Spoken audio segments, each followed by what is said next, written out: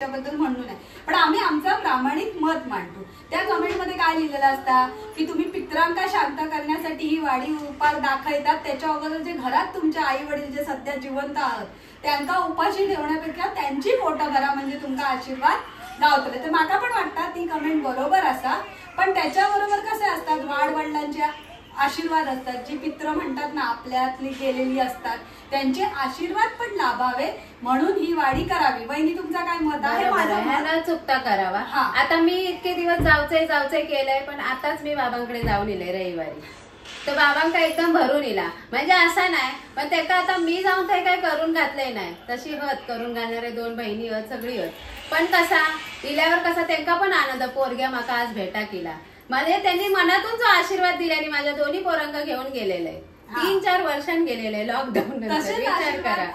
आपले भय असतात, पण त्यांना पण बरं वाटलं म्हणजे चल माझ्या बाबांकडे डायबिटीस ना ब्लड प्रेशर मी खाजो घेऊन गेलेले आवडीन खाल्याने, म्हणतात किती वर्षांनी खाल्लंय गो, म्हणजे लक्षात म्हणजे मनाला तृप्ती शांती तशीच वाडी दाखवून सुद्धा आपण आपल्या असं काय नाही आपल्या असतात आई वडील कोणाक नको असतं, असतील असे 100 10 की त्यांना नको असतील, पण आपल्या बाबा वय ज्यांनी जन्म दिला, आता आपण काय त्यांच्या लग्न झालेल्या मुलींना तर मिळतच नाही की बाबा जाऊया आपल्या आवडला काय भया नका तर बघूया। आता सांगते का मी 3 वर्षांनी गेल्या, तुम्ही किती वर्षांनी जात असाल माहिती नाही, जवळ असेल माझा बघू गेला तर लव्ह मॅरेज जवळच होता माहेर,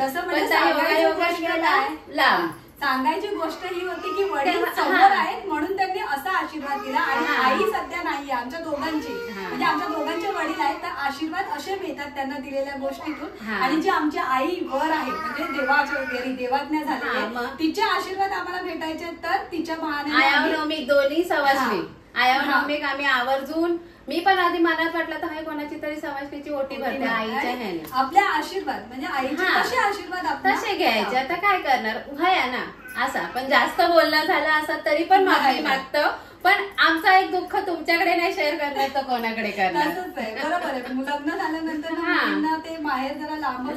जवळ होतं, पण आवर्जून तुम्ही तुमच्या आई वडिलांची जर हयात असतील तर त्यांना म्हणजे बोलतात ना त्यांच्या आवडीच्या गोष्टी। आता सासरे आमच्या हल्लीच गेले, पण त्यांच्यासाठी आमका वाडी दाखवूकच होईना असं काय नाही, आम्ही सासू कथा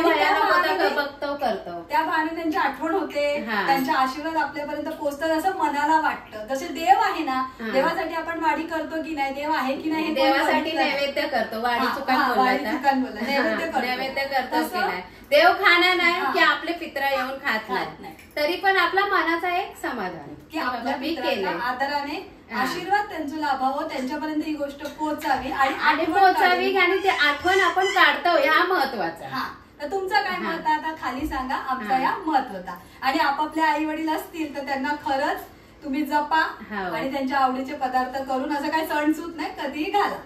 आणि नसतील तर काय नको तर बघा त्यांना भरपूर, त्यांच्यामुळेच आपण ही पहिली भावना मनात ठेवायची, ते होत म्हणून जग बघतो ह्या मनात ठेवायचा आणि करायचा, आणि नसतील असता अडचण कोणाक नाही तो सगळ्यांना येतात, पण त्यावेळेस त्यांनी अडचणीतून आपल्या मोठा केल्याने त्या विसरायचा बस। आणि नसतील आई वडील तर ह्याच बहाने 15 दिवसामध्ये काय आई वडिलांची आठवण काढा, त्यांच्या फोटो समोर बसा, त्यांना म्हणजे त्यांची पूजा करा, त्यांना ही वाडी दाखवा, नैवेद्य घालण्या सॉरी ते मगाशी चिकायला वाडी दाखवा। चालेल लावूया, चला बाय बाय।